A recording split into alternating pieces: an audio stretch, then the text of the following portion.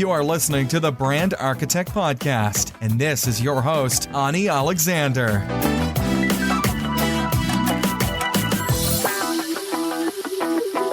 Hello everyone, and welcome to the Brand Architect Podcast. It's me, Anne Alexander, and today we're gonna have yet another interview.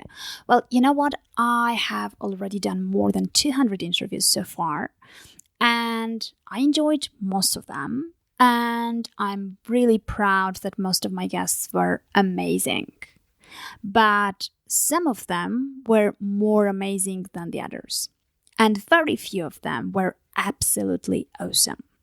So this is going to be one of the best interviews I've done so far. And when I say that, I don't just say that because I really liked Steve, but because it's really true. I had not enjoyed an interview so much recently in the past few months, I guess. And this one was really one of the best ones so far. And the feedback really proves that. As you know, I'm doing these interviews from now on Facebook Live from my Facebook page. So if you want to watch the live recordings, participate, leave comments, ask questions, and become part of the process of recording the podcast episodes, please make sure you like my page so you get notifications. It's at annealexander.com/Facebook, and you will be part of the process. So this interview was done and it was recorded, and the video version is on my Facebook page. The feedback was amazing. Many people loved it. Many people shared it. And now this is the audio version for you guys who can't watch or who prefer to listen, just because I definitely agree with you. Driving, jogging, doing stuff that can't be multitasked by watching videos, you should listen to the audio version. And that's why I'm doing both versions of the same interview. And I'm sure that although some of the audience overlaps, but it's really worth going through the thing, repurpose the interview, and make sure that you can listen to it too. Okay, so today I am interviewing Steve Sims. Steve Sims is the guy from East London who went from bricklayer to become a Wizard of Oz for millionaires and billionaires. He basically makes millionaires' dreams come true. So whoever has dreamed about something all his life, whoever wanted to do something that was super important for them, extraordinary experiences, crazy ideas, Steve makes those happen. And you can spot him on a red carpet with all those celebrities you can see in glossy magazines. But in everyday life, though, even on this interview, if you go ahead and watch the video version, if you prefer so, you will realize that he's just a great guy with a simple black t-shirt. He's a great father and husband and good friend. He is simply someone who rides his way through life on a motorcycle. So I'm really happy to share with you this interview, because in this interview he drops truth bombs and wisdom, and I'm sure that all of us need those these days, because those are the topics we don't speak so often, and these are the topics that I haven't covered too much on the podcast, and these are the things that we cover in this interview that I'm absolutely sure that every one of us needs to hear once in a while. So let's go ahead and listen to the interview. Hello everyone. I sort of made a little bit cheesy headline introducing you, Steve. so basically, I just wanted to provoke curiosity out there. So I mentioned that I'm going to talk to a person who fulfills millionaires' dreams. So, and apparently, if millionaires come to you to fulfill their dreams, it's definitely worth watching who you are and find out more about you. Okay, so I know that your journey has not been straightforward. So you had your bumpy roads and you ended up where you are completely unexpected. I mean, it wasn't really planned. It wasn't a structured business plan where you went to. It wasn't a passion you followed. It wasn't all these, standard stories that usually people tell about huge failures and then depression and then, enlightenment and all that stuff. So can you briefly tell me how it all started? How did you end up where you are now? Because apparently you couldn't plan it because there was no such thing that you're doing now. So it's basically like a plot from a very cheesy Hollywood movie. I started off as a bricklayer in East London, tried to become a stockbroker, moved to Hong Kong because I wanted a job as a stockbroker. I lasted one day, then became a doorman. And then started doing parties on yachts and penthouses to try and network into rich people. And before you knew it, I became the guy that people would say, hey, where's the best bar? Where's the best restaurant? Can I get this? Can I get... And without planning it, I went from a bricklayer to arrogantly the world in Leeds concierge and Wizard of Oz for those with money and dreams. So that's the short version of it. And you're right, there was some bumps, you can put it discreetly, but anyone that goes forward stubs their toe every now and then. So, yeah, I got some pain in my life, but that's what makes us who we are. Oh, it's interesting because in university, where I studied, I did majors in finance, and I too wanted to become a stockbroker. So after graduation, I came back to Armenia, and guess what? There was no stock market back then. So apparently, I'm happy that's how it turned out, but it was really interesting that we sort of ended up wanting the same things. Okay. So okay, interesting. I mean, tell me about, so you basically, can I say that you had just one single day of corporate career? I probably in my life maybe had 5 spread over 10 years, because I seem to think it was a better idea than an actual function. So I would go there and either they would fire me or I would go, I don't like this. And, I think I had a couple of jobs that maybe lasted like 5 months when I was a youngster. But no, my life was very scattered and all over the place. Okay, I see. So you mentioned networking with people and having people later on come to you. I think that this is a very personality-based type of thing. So what do you think? What character is there that sort of, made people come to you and made it very easy to network and interact with them? I was unintelligent and uneducated, and therefore unthreatening. At the time, no, that's very serious. At the time, I was a bricklayer from London that was working on a door, throwing parties and inviting affluent people, but also making a password on the door, so that when you got someone that was too arrogant to actually say the password, me being the doorman, I wouldn't let them in. Because if you don't have the humility just to have a little bit of fun before you go into the party, you don't deserve to be in the party. So it was just in my head that I thought I only want cool people inside that party. And that was the first thought I had. Then as it kind of grew, I found people speaking to me because I wasn't trying to outdo them on what watch I was wearing. I wasn't trying to outdo them on what Ferrari I had pulled up on.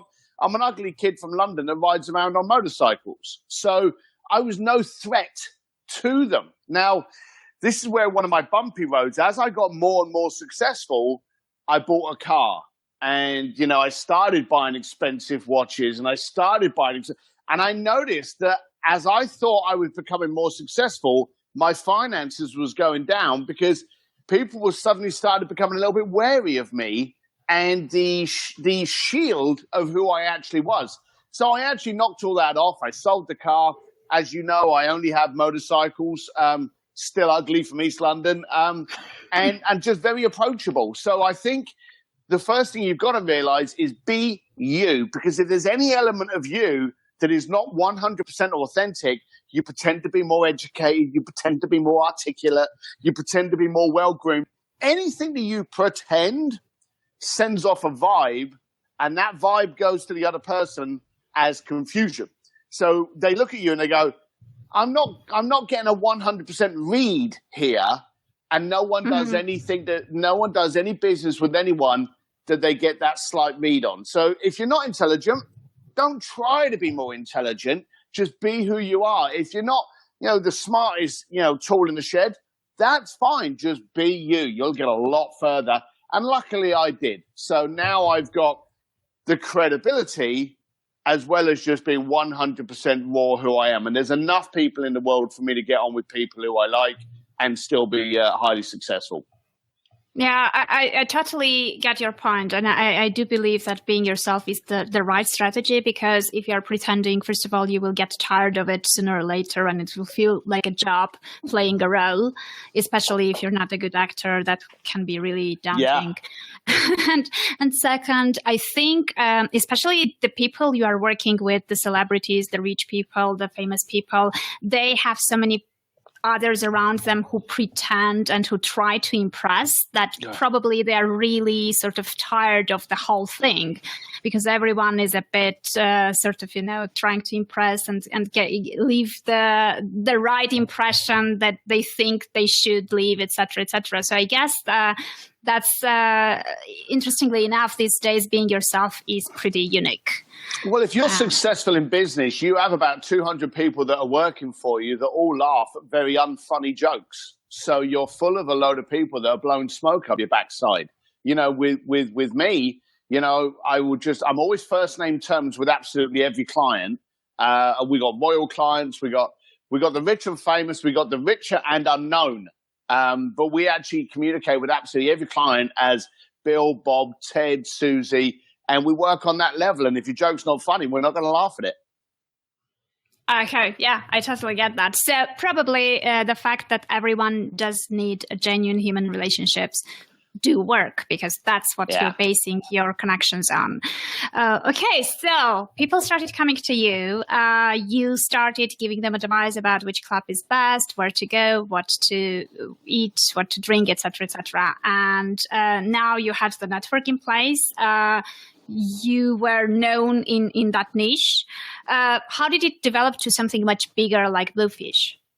Well, Bluefish, funny enough, was one of the passwords. So we used to let them know where the party was. And at first the party started off in bars or in the back of a restaurant. And then we took over a penthouse and a yacht. And we had, we used to, as I say, always have this password. And the passwords were always stupid, because I always found them very funny. They used to be a little giggle for me to have 200 people turn up and say something silly. So we used to say things like, name two of the Teletubbies, name the lion out of The Lion, Witch and the Wardrobe. And the other one was finish this sentence, one fish, two fish, red fish.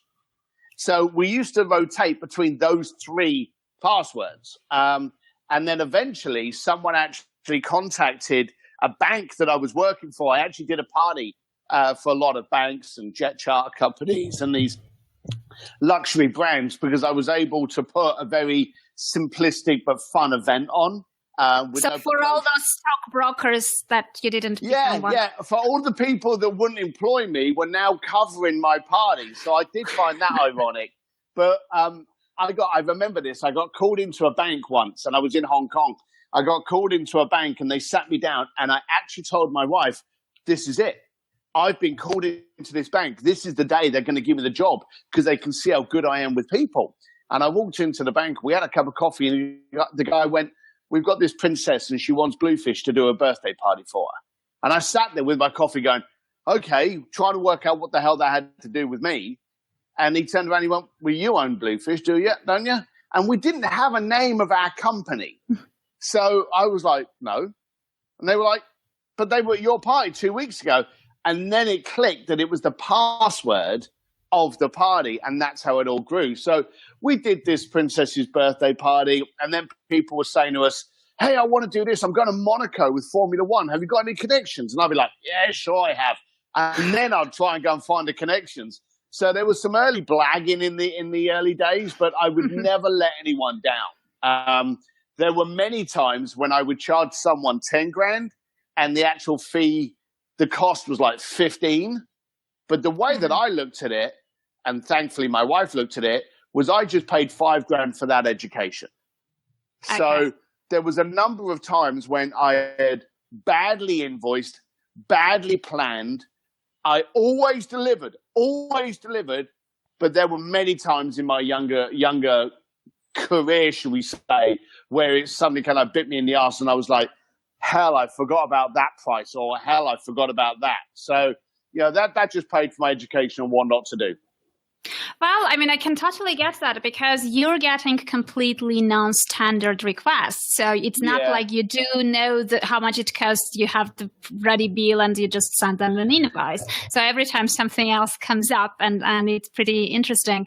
So, so what is it there? Do people come with their bucket list and dreams and things that they wanted to fulfill since many years? Or do they come and say, okay, just surprise me, impress me, tell me what you can come up with? Well, it's changed. We're a fee-based concierge firm that does things like travel, restaurants, the regular kind of concierge stuff. We never book anything less than 5 stars. So we are of that level already.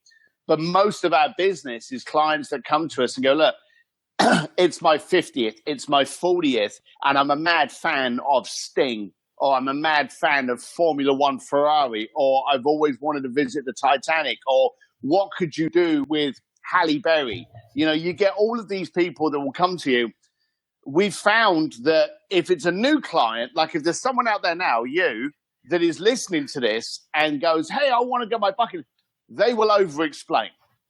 So they will contact you and they will go, oh, I've always wanted to do this, on this, with this, and that happens. And they will over-explain things. And then we'll just ask, we'll try to bore it down and we'll go, well, hang on, will that make you happy? Will that kind of wake you up at 2:00 in the morning all excited? Is this the kind of thing that you're never going to shut up about to your friends?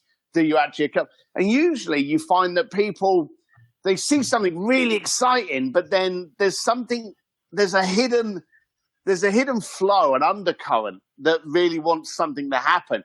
Give you a perfect example. A client of mine was, again, it's in finance.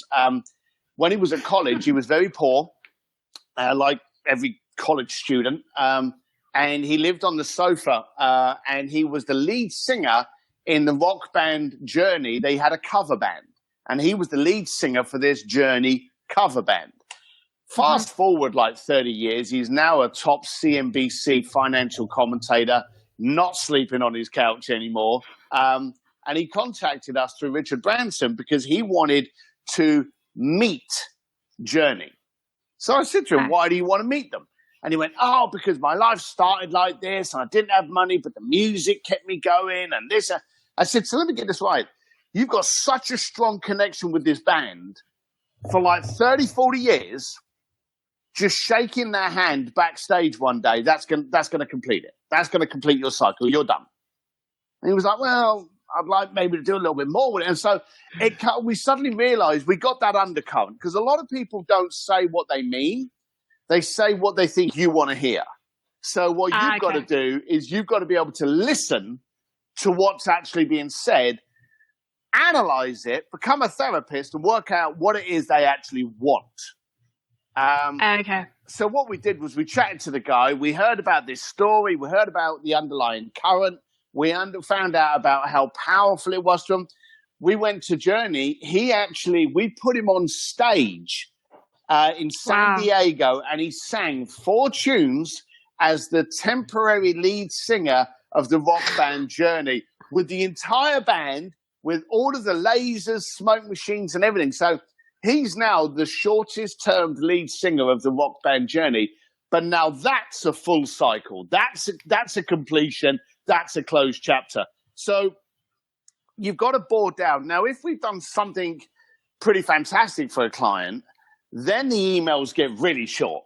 Then you get someone like, Steve, I've always liked John Travolta. What can you do?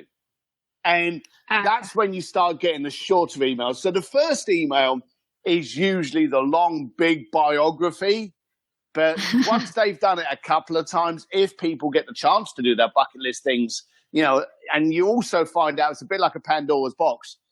A lot of people sit out there and they sit on their chair and they watch the TV and they see Tom Cruise walking the red carpet and they see the New York Fashion Week and they see, Formula One, and they turn around and convince themselves that they can't do it. That's not for me. I could never live that life. And they're right. The second they tell themselves that, they're correct. But for those people out there with balls and actually willing to get out there and live life, they reach out to people like us. And when we do it once, then they go home and they go, I did that. What's the next thing I want to do? And what's the next thing I want? And that's when the fun clicks in. And then all of a sudden, be careful what you wish for, because it's going to happen. Okay, so then I have this question. Let's say I'm getting similar requests, for example. Obviously, I can't fulfill them. So how did you end up with these strong connections? Or, how do you know in advance that you can actually make it happen? And, how did it all started? Like, okay, I want to do something with John Travolta. How do you go from there? For a start, you're right and wrong, and I'm kind of very, very amazed to hear those words from you. I'm trying to work out, by the way, who's got the sexier accent? Is it me or you? So I think British always win. So does it? Well, you look slightly more attractive than me, so I don't know. You may, there should be a poll below, But the fact is, being this ugly. And bearing in mind, I class myself now at the ripe old age of 51. I class myself as an educated man, but school had nothing to do with that. So as I got into this industry, I was uneducated. I remember someone asking me, and I quoted it earlier, someone actually asked me about going to Monaco. I had to go back to my apartment and look at where Monaco was, because I had no idea. I'd never heard of it before. So that's how bad I was. But you already told that you'll make it happen? I said, let me get something sorted, I'll look into it. And so I left it open like that. But once I started to kind of get into it, I'm like a bulldog. I don't let things go. If I say I'm going to do something, it's done. You can guarantee that. But I'm actually, I don't want to do a shallow pitch of my book, but I'm doing a book called Blue Fishing that comes out in October. And the reason is because, quite simply, you're wrong. You can do absolutely everything that I do. And all you got to do is, and you mentioned it earlier, we spoke about it earlier, have a relationship. Now, people think just because you go on LinkedIn or just because you go on any of these other social networks that are popping up every 3 seconds and you friend someone, that all of a sudden you and Elton John are best mates. Which is so wrong, yeah. So delusional, I class someone as a friend, someone that I can sit down and I either know they like tea or coffee, they like healthy breakfasts, their birthdays around this period of the year. I don't have to know everything about them, but I need to know a few things about them, and that's what I class as a friend. The rest of them are just pals. They're just social connections. But to turn that connection from a like to a relationship, you've got to invest your time. So if there is a situation, as you were saying, that a celebrity comes or someone comes to you and says, hey, I want to meet this celebrity.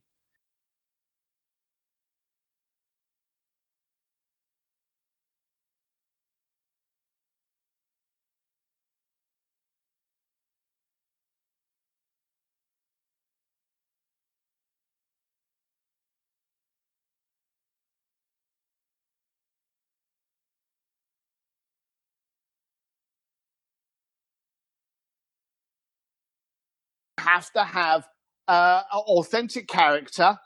You have to be direct with them, and you have to speak to them and find out. And this is the key. This is the key. What's in it for them?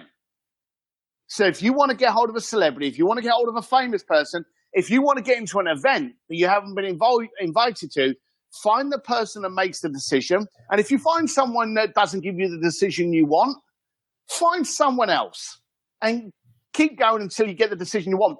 But as soon as you go to them, you know what's in it for you, but what's in it for them that makes it impossible for them to say no to you? And this could be like, I hear you've got a new book coming out. I would like to promote that book to my following. Could I have you on my show? I know you support this charity. Can I promote this charity to my following? Can I make a donation to that charity? So you've got to go to them and quickly, within the first 3 seconds, tell them, hey, thank you for taking the time. I want to talk about how I can benefit your book, how I can benefit your charity, how I can benefit your exposure. You've got Journey. Here's a perfect example. Journey were just about to go on tour. So when I approached them, I said, look, this is a feel-good story that is going to be another way of showing that Journey are back on the road. We're actually going to be able to talk about this story. And hey, if you're a fan of Journey, they may be in your town soon. So we gave them another reason to be able to do it. Now, there was money as well involved. There was also a charity involved because one of the members' son has autism. So we brought that charity in. So we gave them exposure for our tour, exposure for our charity, and a little bit of money. So, you've got to go in there with what's in it for them. Yeah, absolutely. I'm very glad you said that, because very often people are asking, like, how do you manage to get big names on your show? How do you get connected, etc.? And the problem is everyone is looking for a magic button, for a ready template, for something that you can copy and paste and send out as an email. But that's exactly how it's not working, because you do have to do your homework. You do have to look at each person individually, separately, and come up with your own way to approach them, and all the ways will be completely different because all these people are different as well. So I'm really glad you said that. And they have to be different, because you're right. If someone sends an email to a celebrity and says, "Hey, this email works," then you can guarantee within the next 24 hours that person's getting 500 of those emails, and now no longer it works.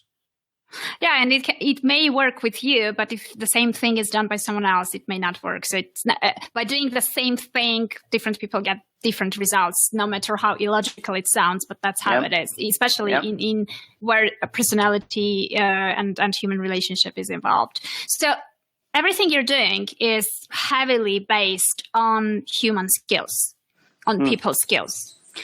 Do you think it's something that can be learned, or it's something that a person either has or doesn't have?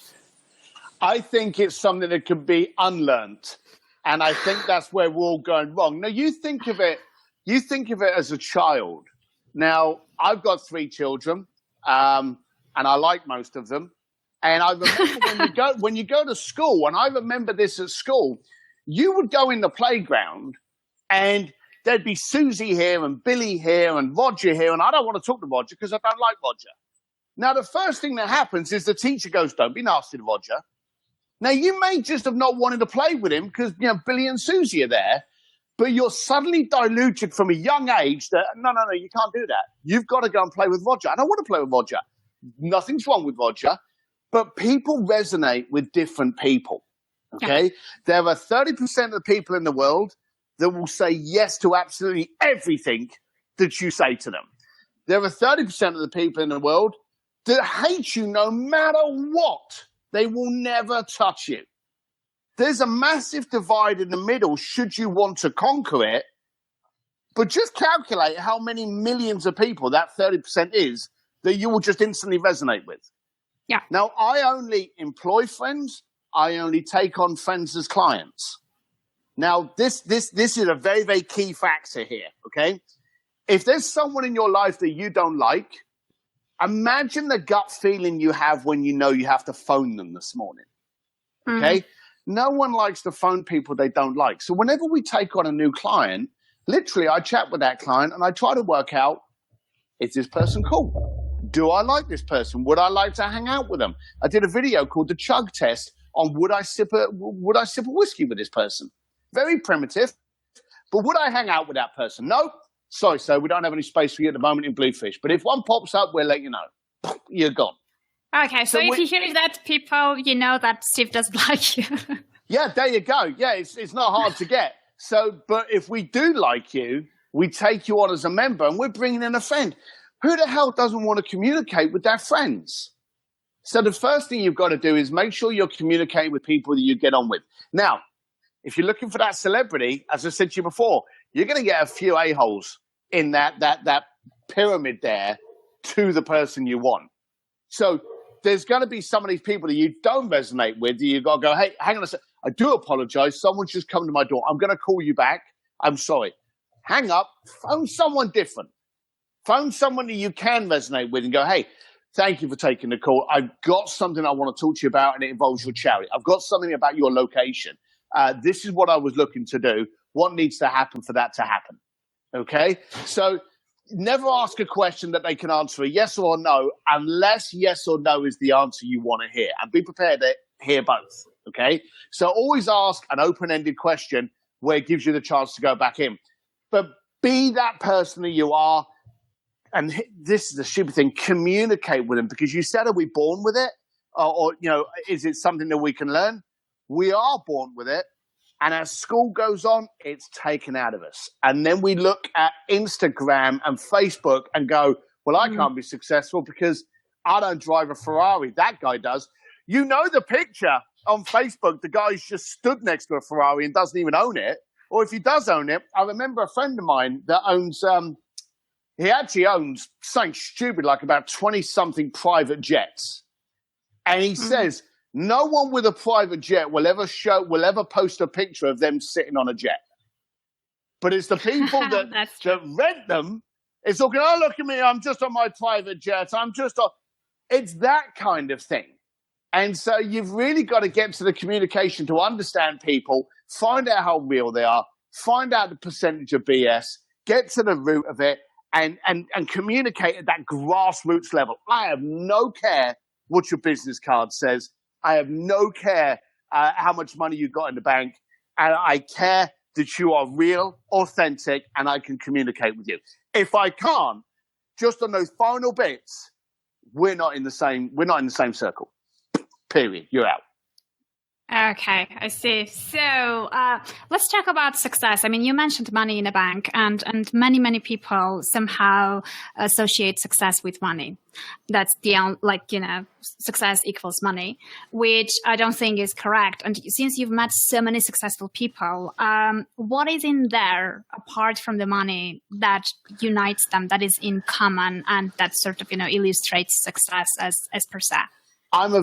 I'm very fortunate with the people that I meet, and it gives me goosebumps. I'm like a 10-year-old girl at a Justin Bieber concert when I meet some of these people. I'm kind of, oh wow, I can't believe I'm here, shaking hands with the Pope or Richard Branson or Elon Musk. It's just incredible, and I've never got over that excitement and that zest as a little kid.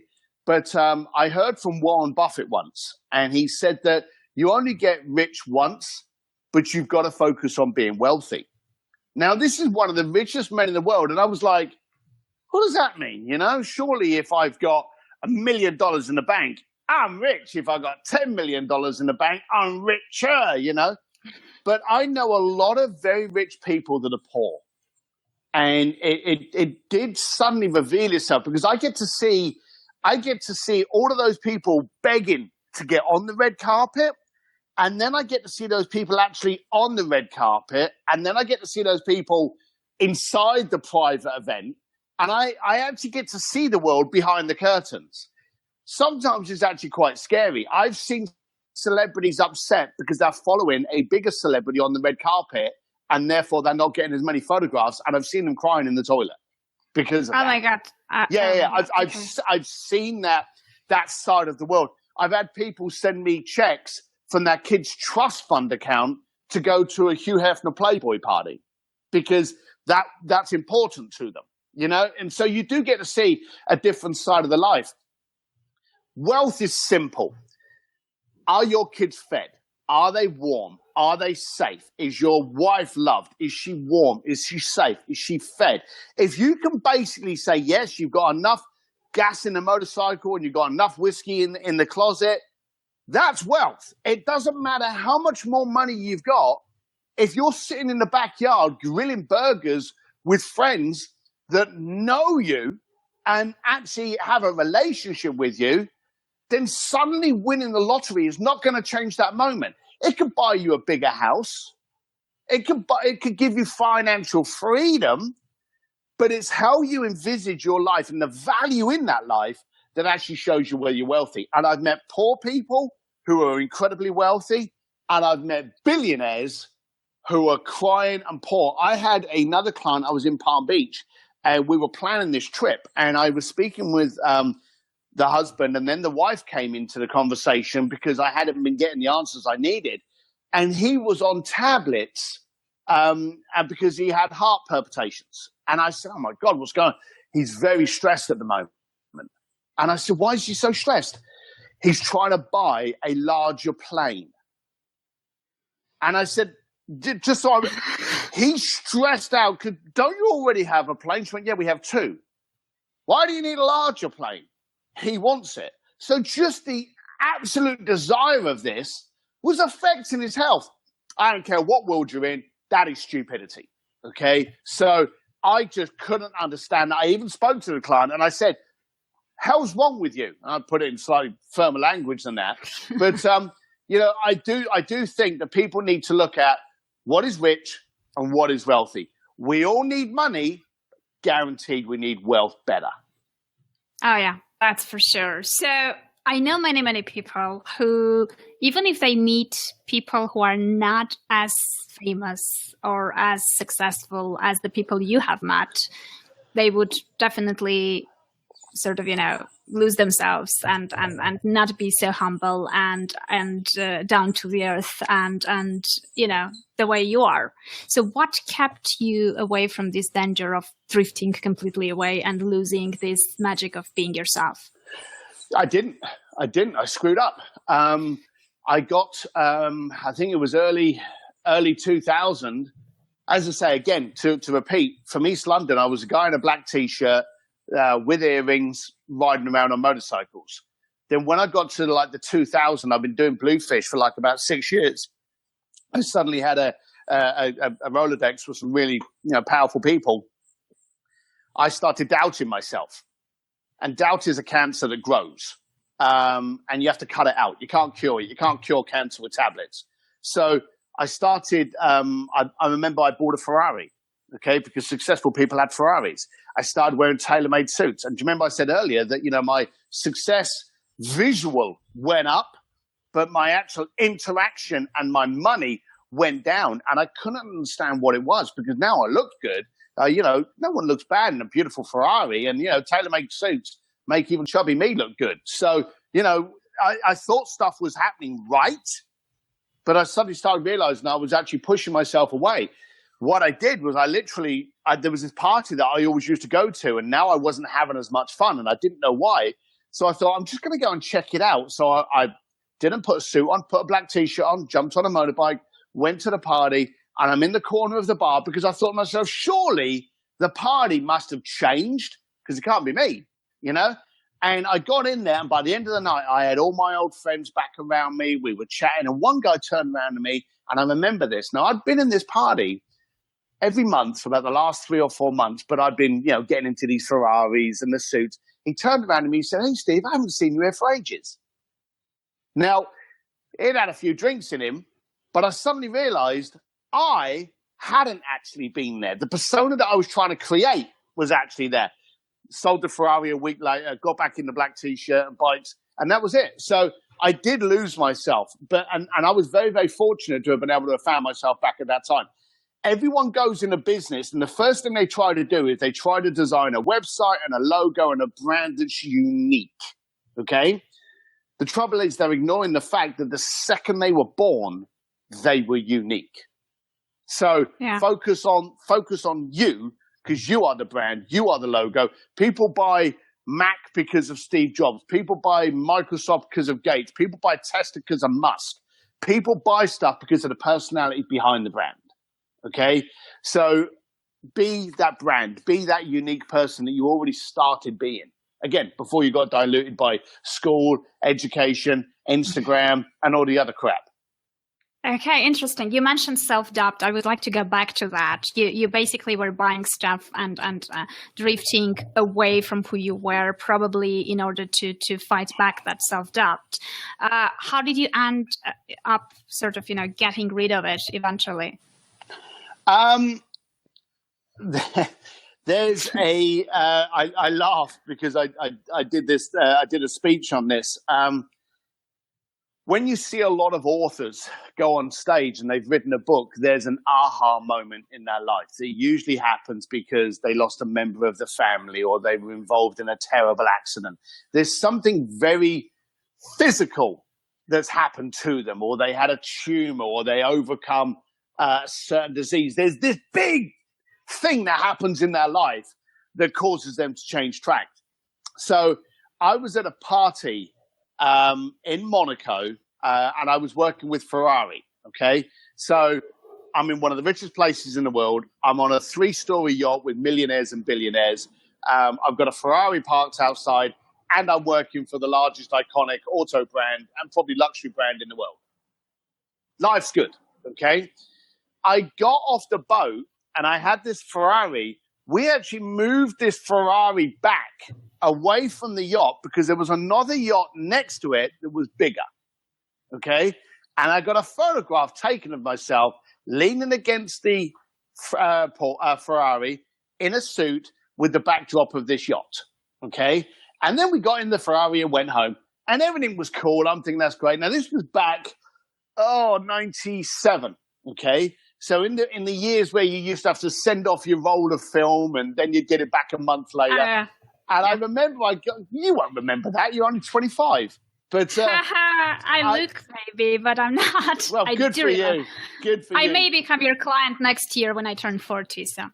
Oh, 40! Wow. You shouldn't have said that live, but there you go. So it's okay. I'm being myself. You said I should. You should. So I sent off this roll of film. Months later, I get these films back, and I'm looking through the pictures, and there's pictures of us having fun in Monaco and doing all this. And then this picture actually came up of me in front of this yacht. And that was my aha moment, because I was on a massive yacht, beautiful white power yacht, 3 stories, millionaires and billionaires. But in my head, this wasn't good enough for the picture. So I'd moved the car to somebody else's yacht that I had nothing to do with, wearing a suit that I thought would make me look better. And that scared the crap out of me. Quite simply, I got drunk that night, woke up in the morning, I was still in my office, the picture was on my hand, and I turned around and I went, I ain't that person. And so I actually made a conscious, I put all of my suits, I put them in a storage bag, zipped them all up, vacuumed them out, put them in storage. I didn't have a single jacket or suit in the house. And so I decided, no, that's it. And it's like anything. It's like diet. It's like working out. It's like learning a new language. The best time to do any of those things is now. So when I looked at that picture, I went, that's not me. And I'd actually amassed a bunch of watches. I had bought a bunch of high-end watches. I started selling them. Literally that day, I went down. I went, okay, I've got these 6 watches. And I went home and I bought a motorcycle. And so that was it. So I just made the conscious decision that this was the day Steve Sims came home. Yeah, I mean, I think your whole success is based on the fact, apart from the relationship and human connections and all that stuff, which is amazing. And I mean, that's definitely one of the main things. But it also comes from the fact that probably when people are having success and have loads of money, they realize at some point that it's always better when you spend on experiences rather than things, because basically that's what they come to you for new, fresh experiences they didn't have before.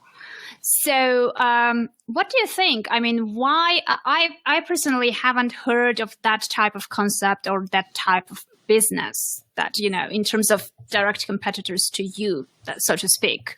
What do you think sort of, held people away from that? What is it? Sort of, something that is hard to do? Is it risky? Why never people get into this type of completely maybe weird and crazy stuff? We're naturally scared. As a species, we're scared. We walk past a bush, it rustles, we're scared. And I think people are scared of the unknown. And the trouble is, because I'm one of the only people in this kind of world that kind of gets the media and gets that kind of stuff, people look at it and they go, I can't do that. And they see me walking down the red carpet at the Oscars with Elton John, or they see me, with Elon Musk, and they go, I can't do that. They don't remember that 25 years ago, nor could I. I had to get to know this person who introduced me to this person, who introduced me to that person, who introduced me to that person that fell down there. And it's just this climb that you eventually get to the top. Now, when I go to someone now and I speak to a celebrity, well, I don't talk to a celebrity. If I need to get a hold of a celebrity for something, I call one of my other celebrity clients that either I've worked with or is a client. I get them to make the phone call and say, Steve's going to call you in a couple of days. So they've already got a credible response. Now, you can do that now. If you've got someone in your network and you want to get hold of someone, reach out to that network and say, hey, Billy, can you let them know that I'm not flaky and that I'm real and that I'm going to reach out to them in a couple of days and to take my call or my text or my email or something? You can do that by leveraging the relationships you have. Be prepared that those people will ask you for leverage. So you've got to be comfortable that the person you're dealing with is someone that you would vouch for. But they see me, and they always say you only ever see the tip of the iceberg. They don't see all the shit.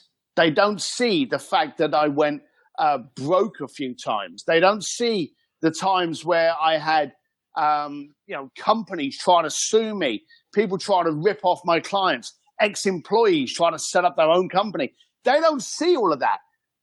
You only see the pretty stuff. And, of course, this social media, you don't see a picture in the morning of someone with a bunch of bills going, oh, my God, I cannot pay the electric, or do I pay the electric, or do I feed the kids? That's never going to be a posting on Facebook. They're going to show you a picture. They're always going to show you a picture in a bikini. I did a posting the other day, and it was Steven Tyler, and it was on my Instagram thing. And Steven Tyler told me this, and I said to you before that I'm educated now only because I've become educated by the people that I speak to. Most of the stuff that I learn, if not all of it, is because I want to ask. And anyone on this podcast now that's watching this has that same yearning. They want to get smarter. They want to get more fulfilled. They want to experience things. That's why they're listening to this podcast. So I remember speaking to Steven Tyler, and I said to him, it was 2 years I'd seen him at Elton John's Oscar party, and we partnered with that under Bluefish. And I said to him, this is great, getting to walk down the red carpet and stuff. He said, everyone sees you walk down the red carpet. They don't see how far it took you to get to the red carpet. And it just kind of made me go, you got a point there. No one sees the shit. No one ever fell up a hill. So that's the bit you don't get to see. And I think a lot of people, it scares them, and they see the big elephant. And they go, well, you can't eat an elephant. You can, bit by bit. May take you a long time, but you can do it. Oh, yeah, exactly. And why do you think is that? Why people love to exaggerate their successes and achievements and never speak about failures? For example, I don't know. I mean, I spoke with James Altucher. He definitely is not hiding anything, and he definitely is putting out there all the failures, all the hard times, and everything else. So we do know the behind the scenes. We know that it wasn't so easy, etc., etc. But usually people are not like James Altucher. So people prefer to hide that part, and sometimes they prefer to exaggerate their achievements as well. Even if they've done something tiny, they want to show it in a more impressive way, or all these photos on Instagram from the right angle and all that stuff. So, and I think that's why we are getting this wrong impression. That's why people are looking for shortcuts, for magic buttons, for all that. I mean, people were approaching me about, how did you get this person or that person? And I'm like, hey, do you know that because of the time difference, I had to interview at 4 a.m. or 3 a.m.? Would you do that? And they're like, no. And I'm like, okay, then, it's never a really straightforward thing. And usually, let's talk about this. Usually people think that it's a journey from point A to point B. But sometimes we do get pivots, and sometimes we end up somewhere we never planned to be or never imagined to be. So which was probably the most unexpected and biggest twist in your life? For a start, I've got to give a shout out to my boy James. I know James, and he's a cool, twisted, slightly mad cat. So I like James. So, boy, James, how are you, man? I think you're right. The shortest distance to anything is straight. I don't know how many straight lines I actually have in my life now. You know, to get to A to B, you usually have to go via Z. There's been a number of times where I've done something with a contract. This is the one I hurt. This is the one I hate. You do a deal with an event, a group, a celebrity, something like that, and there's people that gravitate around these people that they say are there to protect them, but they're there to basically kill any enjoyment, any benefit from the relationship. They're the naysayers. They're the gatekeepers. And so you do something with XYZ celebrity, and then you go and tell someone, and then you get a legal letter going, I'm sorry, sir, you can't use his name. I said, well, okay, I told him that I did this with this. That's a fact. Yes, but you can't say his name. I said, but it's a fact. Yes, you can tell people you did this, but you can't say who you did it with because you're not allowed to physically mention his name. And you get those kind of things. And again, as I said to you before about paying $5,000 more than the client paid me, you learn those things. And that education hurts, and you get home and you get all twisted and bent out of shape. But then you turn around and you go, all right, okay, I now know the next time to do it to make sure it's A, in the contract, B, I signed no contract. You can't go against the contract if you haven't signed a contract. You know, you just got to educate yourself from those things. But like most things, we as humans, we learn things the hard way. So every time, and we've done it before, I've sat down with my wife before and I've gone, well, hey, I wish we hadn't have gone broke then. I wish we hadn't have lost this then. And then you go, yeah, but when you lost that, you went after this person and you got that deal, which got us over there. We wouldn't be there if we hadn't fallen down there. And then when we fell down there, you went over there. I guarantee you, if I hadn't have lost everything a few times in my life, I would not be sitting here speaking to you from Los Angeles.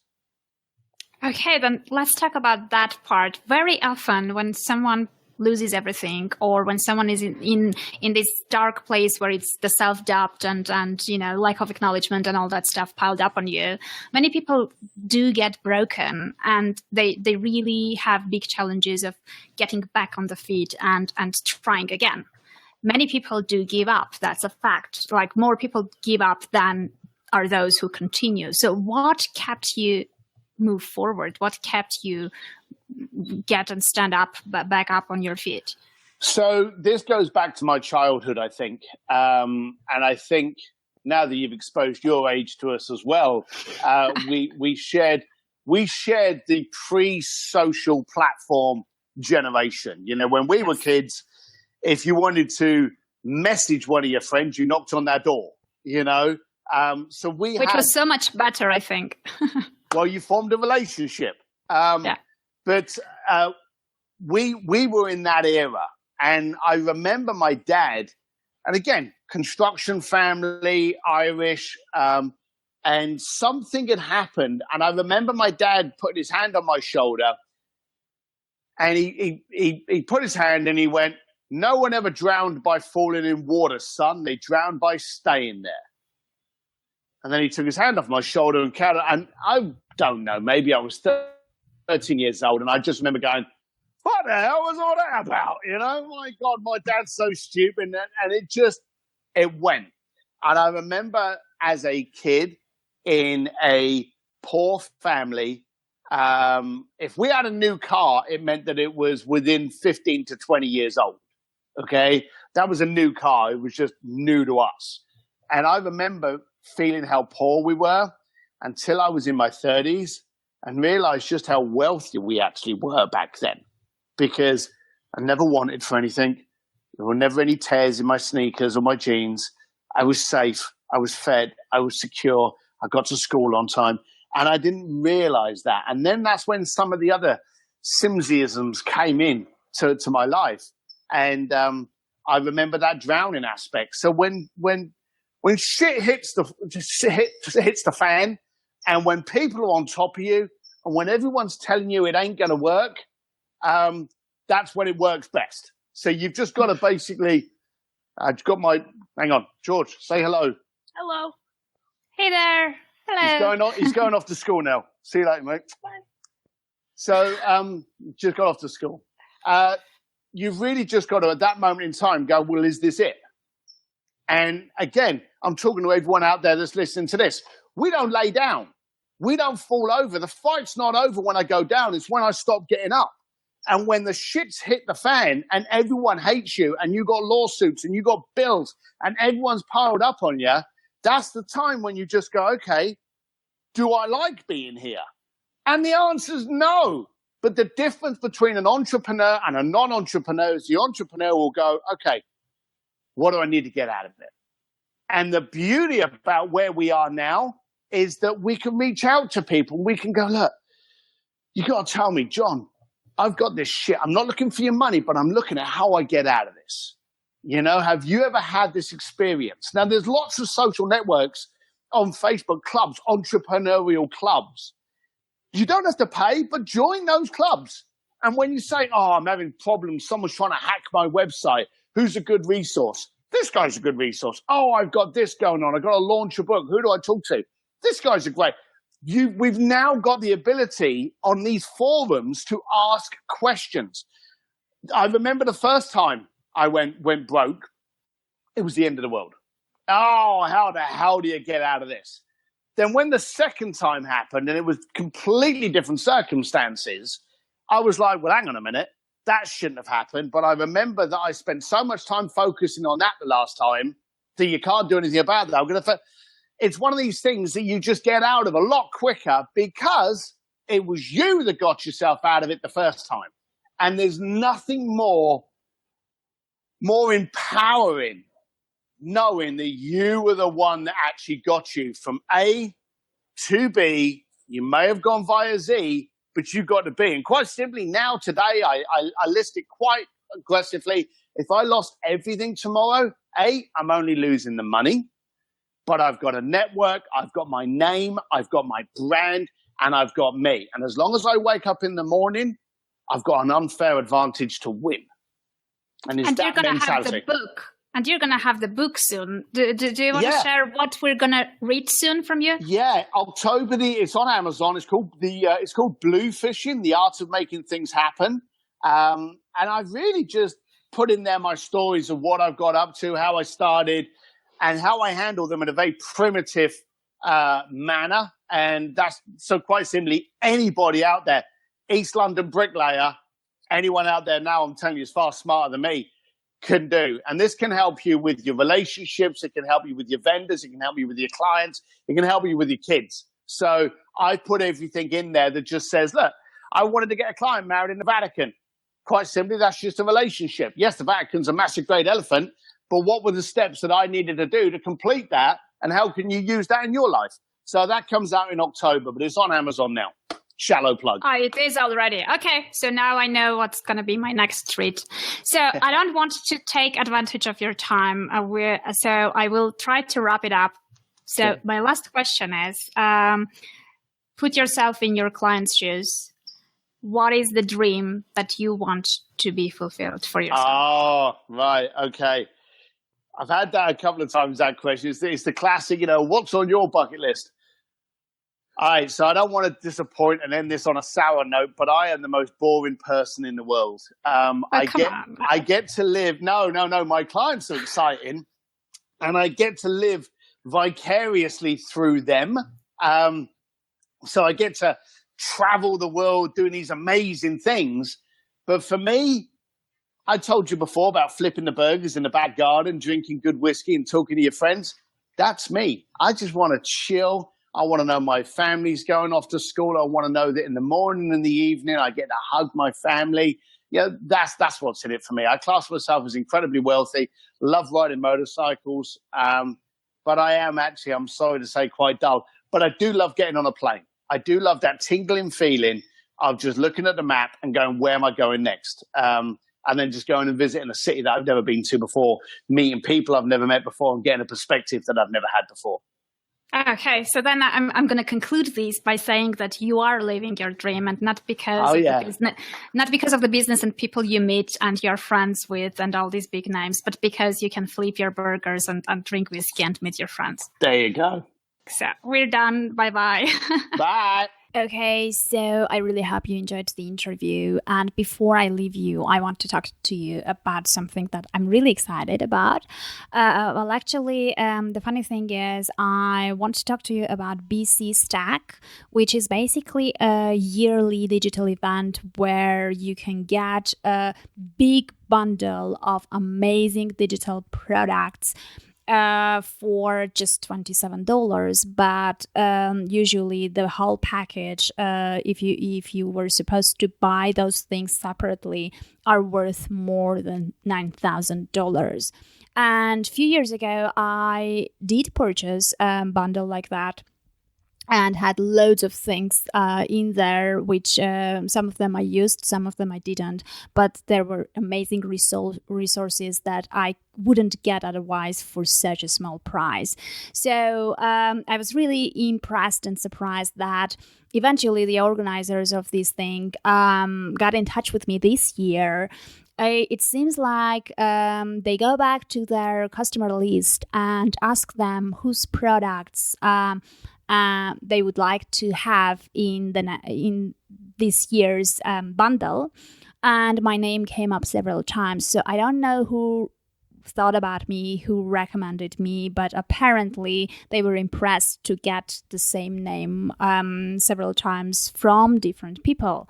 So obviously I joined in, and my Accelerate Your Podcast Success online course is part of this bundle.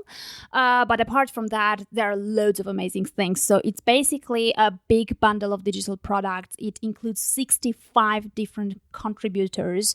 It's available for after the purchase for 60 days. You can download the things, you can get those things, you can register and access the courses, and later on you can use them whenever you need at your convenience.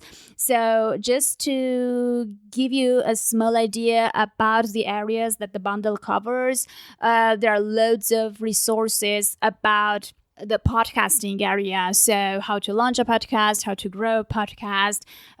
Basically, my online course, Accelerate the Success of Your Podcast, is there as well. There are many resources about how to start and grow your blog, about how to make money online, about different mindset and leadership stuff, traffic, video skills, live streaming, about writing and self-publishing, loads of different online marketing tools, and loads of resources related to social media. And what they have this time is also a big stuff that is related to their bonuses. So one of the impressive bonus is everyone who purchases gets 30-minute one-on-one session with Tony Robbins' son, Jarek Robbins, or someone from his team, and 30-minute one-on-one session with the author Vernon Ross. There is $35 gift certificate to PLR store. You can get your logo animated, which you could probably use for your videos in the beginning for branding purposes. You can get coaching, publicity, and media kit forms. You can get your blog reviewed and your podcast edited and a ready-made marketing plan. So it's a lot of resources, many things. Basically, if you need anything, I'm sure you will find few things in the bundle that you might need. It's only $27 in there, but in terms of investment, but you get a value of over $9,000. And it's available only for the upcoming 6 days. So if you're thinking about getting it, just grab it at anniealexander.com/BC. And you'll get access to their sales page. Loads of stuff, loads of interesting stuff. And I'm sure you won't need all of the things in the bundle, but I'm sure it's just one item out of it is worth more than $27, and you can share some things that your friends might need with your friends. I think it's really, really nice small investment, and it will help you out a lot. So if you want to have a look and get more details, please go to anialexander.com/BC, and the offer will be available only for the upcoming 6 days. Later on, it will be taken away. My course specifically, is priced usually at $199. So just 27 out of that is nothing. So basically, the upcoming 6 days, it's available on my website. Just go ahead and check it out, and I hope that you'll find it useful. That's it. I have other stuff coming up. I will have more solo episodes, more Facebook Lives coming in. So if you want to watch, participate, ask questions, leave comments, and become part of the process, go to anialexander.com/Facebook. Meanwhile, I hope you're going to have an awesome week and great weekend, and I'll meet you in the next week. Take care. Bye-bye.